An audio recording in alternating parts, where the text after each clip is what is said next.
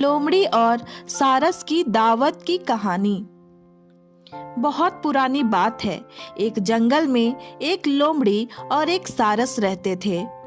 ये दोनों बहुत अच्छे दोस्त थे।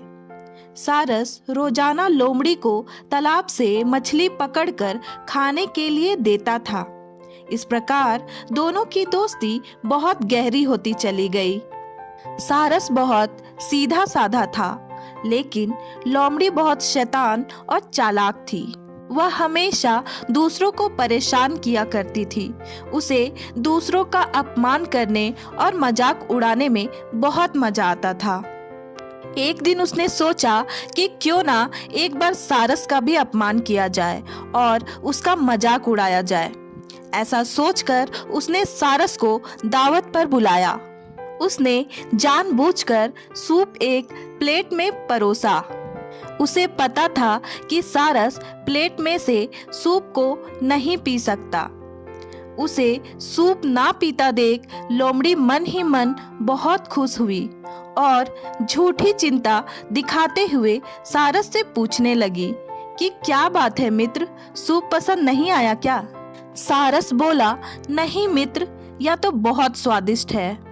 सारस ने जब देखा कि सूप को प्लेट में परोसा गया है और लोमड़ी जानबूझकर उससे सवाल कर रही है, तो वह समझ गया, लेकिन कुछ नहीं बोला।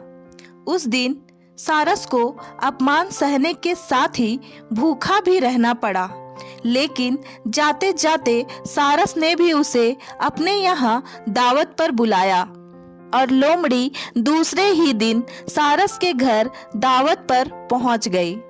सारस ने भी दावत में सूप बनाया था और लोमड़ी के साथ लंबी चोंच वाले अन्य पक्षियों को भी बुलाया था।